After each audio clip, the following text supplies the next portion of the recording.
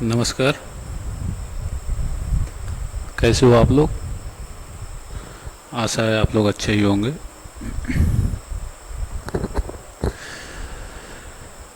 पिछले वीडियो में हमने प्राचीन इतिहास के पूरे पाठ्यक्रम पर विस्तार से चर्चा किए थे। आज के दिन हम मध्यकालीन इतिहास के पाठ्यक्रम पर चर्चा करेंगे। लेकिन आपको मैं बता दूं, जो प्राचीन इतिहास था उसका मुख्य आधार स्रोत होता है, और स्रोत दो प्रकार के होते हैं। नोट करने की कोई बहुत ज़्यादा आवश्यकता नहीं है। अगर नोट करना हो तो सुनकर नोट कर सकते हैं। स्रोत दो प्रकार के होते हैं। एक साहित्यिक स्रोत होता है और एक पुरातात्विक स्रोत। साहित्यिक स्रोत में आपका वेद, पुराण, प्राचीन किताबें ये सब आपका साहित्यिक स्रोत होता है। और पुरातात्विक स्रोत में अवशेष हो गए, सिक्के हो गए, और आपका अभिलेख वगैरह हो गया, कोई चित्र हो गया, कहीं पे चित्र बना है कोई, तो उसके आधार पे हम जो अनुमान लगाते हैं, तो वही जो है पूरा प्राचीन इतिहास एक इन्हीं के स्रोतों पर आधारित है। अवशेष मतलब कोई भी अवशेष हो गया, जैसे कि किसी का मकान उस समय का कोई, या कोई भौतिक चीज़ें, ऐसे मान लीजिए अगर हम लोग जो है अभी किसी कारणवश या कुछ ऐसा हो जाए कि हम लोग ज़मीन में दब जाएं, तो एक फिर जब कभी उत्खनन होगा कई हजार वर्ष बाद, तो एक जो हम लोग यहाँ पे बैठे हुए हैं, जो हम यहाँ कैमरे के सामने हैं, तो हो सकता है उत्खनन में देखा जाए कि यहाँ पे दो लोगों का कंकाल मिले, हम और जो सामने बैठे हैं, या कैमरा कुछ ऐसा, तो लाइट वगैरह, तो कुछ इसी हिसाब से अनुमान लगाया जाएगा कि हाँ दो लोग एक कमरे में रहते थे। तो ये सब चीज़ें जो है अवशेषों के माध्यम से प्राचीन इतिहास पे हम चर्चा करते हैं। अभिलेख, जो अभिलेख होता है, अभिलेख मतलब किसी ठोस आधार पर लिखा हुआ लेख ही अभिलेख कहलाता है।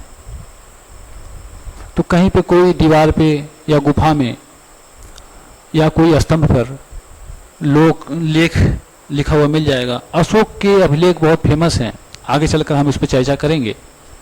सिक्के वगैरह हो गए, ये सब चीज़ें जो हैं, जो स्रोत है, ये पुरातात्विक स्रोत है।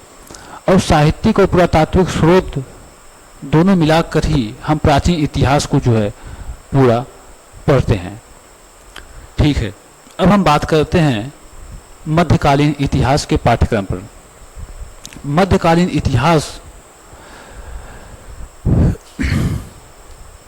एक उसी प्रकार से है जिस प्रकार से आपका हमारा और जीवन आता है। जैसे कि हमारे जीवन में जब हम छोटे से बच्चे होते हैं, फिर बच्चे की बाद की अवस्था और बुढ़ापे से पहले की अवस्था जो होती है, उसमें कई प्रकार की चुनौतियां हमारे सामने आती हैं और हम उससे लड़ते हैं। एक प्रकार से कई युद्धों को हम लड़ते हैं, और उसमें अगर जीत जाते हैं तो जीवन हंसी खुशी बीत जाता है। यही पूरा अगर देखा जाए तो मध्यकालीन इतिहास में भी आप पढ़ेंगे। मध्यकालीन इतिहास पूरा का पूरा युद्धों में फैला हुआ है। पूरे मध्यकालीन इतिहास में सिर्फ आपको युद्धों का वर्णन ही पढ़ने को मिलेगा। और जो मध्यकालीन इतिहास है, यह वाकई अगर देखा जाए तो सबको पढ़ना चाहिए। मध्यकालीन इतिहास ही नहीं बल्कि पूरा इतिहास हर व्यक्ति को पढ़ना चाहिए कि क्या किस प्रकार की लोग थे, क्या क्या वो चीजें आज भी आज के जीवन में भी लागू होती हैं। मध्यकालीन इतिहास में हम हेमू विक्रमादित्य के बारे में पढ़ेंगे। तो जब हम उनके बारे में पढ़ेंगे तो देखेंगे लगभग 16वीं सदी में वो दिल्ली के शासक हुए। वह एक साधारण व्यापारी परिवार से थे और इसके पश्चात उन्होंने अफगान सैनिकों के सेनापति के रूप में रहे। फिर इसके बाद उन्होंने बहुत ही ऊंचाइयां हासिल की। देखेंगे उन्होंने अपने जीवन काल में कुल मिला के 22 युद्ध किए थे, लेकिन दूसरे पानीपत के युद्ध में वह जीत के कगार पे थे, तभी कोई अचानक से एक तीर आती है और उनकी आंख में लग जाती है, जिससे सेना में थोड़ा डर का माहौल उत्पन्न हो जाता है। वहीं से युद्ध हार जाते हैं। मेरे कहने का मतलब यह है कि एक साधारण परिवार से उठकर उतना आगे तक जाना एक वाकई बहुत प्रेरणादायक है। अगर ऐसा माना जाता है कि अगर वो पानीपत का युद्ध जीत जाते और कुछ दिन तक रह जाते तो भारत में एक बार फिर हिंदू साम्राज्य की स्थापना हो जाती। लेकिन खैर ये सब कहानियां मैं इसलिए बता रहा हूं ताकि आप ये कभी ना सोचें कि हमारे ही जीवन में चुनौतियां हैं। चुनौतियां सबके जीवन में आती हैं। आपके जीवन में चुनौतियां होंगी, कुछ हमारे जीवन में होंगी।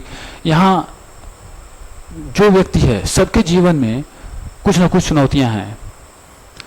अगर किसी के जीवन में चुनौतियां हैं ही नहीं तो उसका जीवन व्यर्थ है।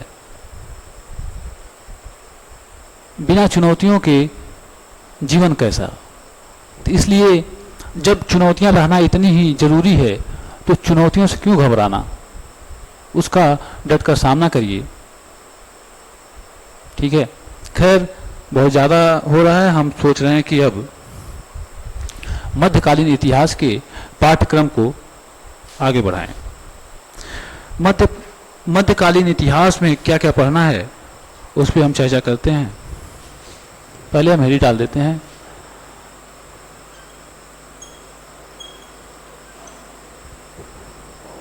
अभिषेक,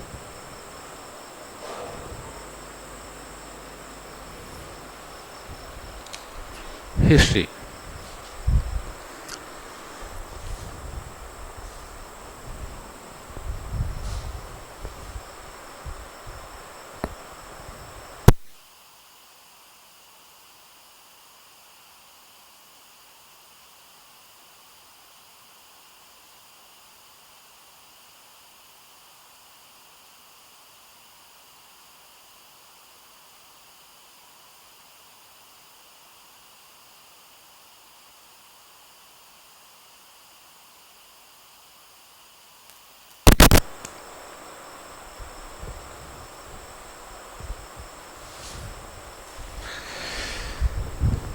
हिस्ट्री में आज हम मध्यकालीन इतिहास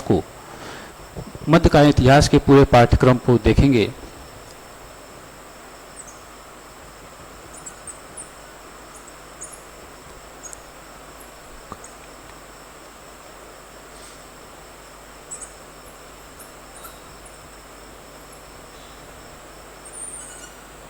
मध्यकालीन इतिहास में सबसे पहले हम दिल्ली सल्तनत के बारे में पढ़ेंगे।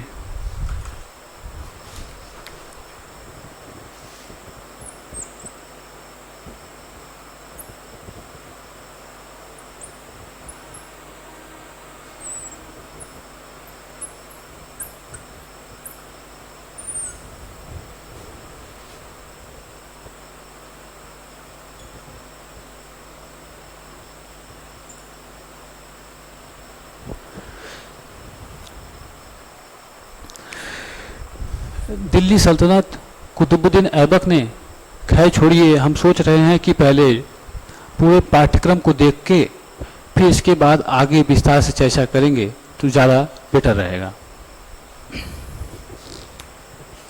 इसके बाद हम विजयनगर,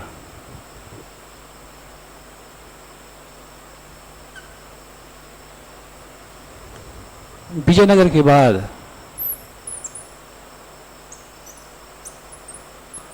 हकमनी सल्तनत,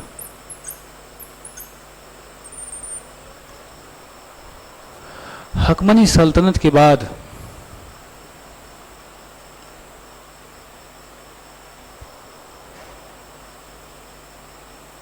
मुगल काल।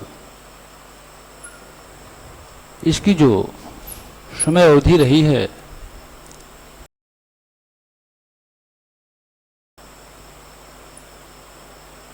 16वीं सदी तक।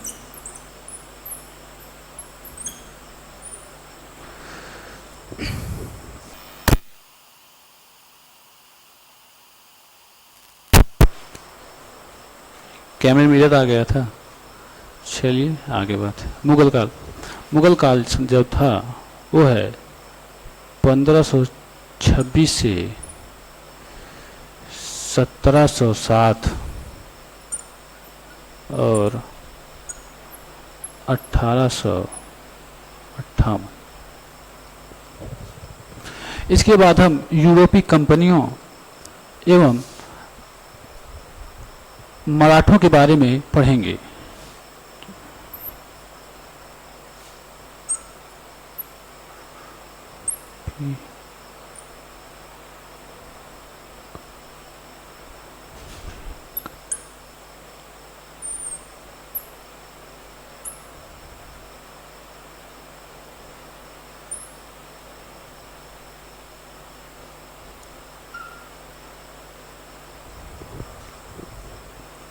अब से कैमरे में आ रहा है। इसमें हम मराठा राज्य,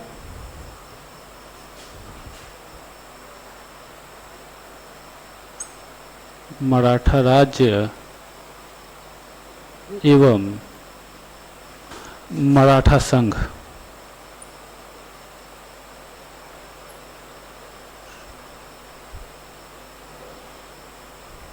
इसके नीचे नहीं आ रहा है।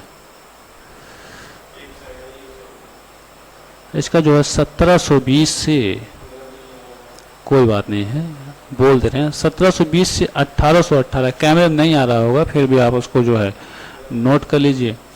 और अच्छा,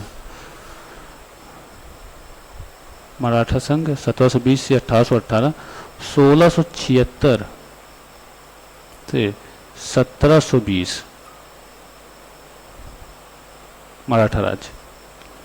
यही पूरा का पूरा मध्यकालीन इतिहास का पाठ्यक्रम है। हम भी सोच रहे थे कि पाठ्यक्रम को जल्दी से जल्दी समझते हुए आगे बढ़ें और जल्दी से जल्दी पाषाण काल पे आए, लेकिन इसके बाद आधुनिक काल, आधुनिक काल को अभी हम छोड़ते हैं। प्राचीन काल और मध्यकालीन इतिहास का सिलेबस हम देख चुके हैं। जब हम मध्यकालीन इतिहास को देख लेंगे तो उसके बाद हम आधुनिक काल को उसी समय पाठ्यक्रम के साथ आगे देखेंगे। खैर, अब हम अगले दिन प्राचीन इतिहास के पाठ्यक्रम पर चर्चा करेंगे और उसमें देखेंगे पृथ्वी के भूगर्भिक इतिहास को देखते हुए मानव का विकास कैसे हुआ। फिर इसके बाद हम पाषाण काल को समझेंगे और जब इतना हम देखेंगे तो पाषाण काल को समझना काफ़ी आसान हो जाएगा। ठीक है, और आज के दिन बस इतना ही। फिर मिलेंगे अगले दिन। तो मेरा कहना यह है कि आप निरंतर अपनी पढ़ाई को जारी रखिए और निरंतरता अगर बनी रहेगी तो किसी भी चीज़ को पाना बहुत आसान हो जाएगा। हमारी सबसे बड़ी कमजोरी ये होती है कि हम किसी भी चीज़ में निरंतरता नहीं बना पाते हैं और हार मान लेते हैं, जो कि सबसे बड़ी कमी है। और थोड़ा कम ही पढ़िए, लेकिन निरंतर पढ़ते रहिए, क्योंकि कछुए और खरगोश वाली कहानी आपको पता ही होगी कि निरंतर चाल अगर धीमी भी हो तो सफलता जरूर मिलती है। भले ही आप बहुत तेज़ दौड़ने वाले हों, अगर निरंतरता नहीं होगी तो बीच रास्ते में ही आप आराम करने के चक्कर में सब छोड़ देंगे। इसीलिए निरंतरता बहुत ज़रूरी है जीवन में। कोई भी चीज़ हो, कोई भी काम हो, निरंतरता बहुत आवश्यक होती है। ठीक है, तब अब से इसको जो है अब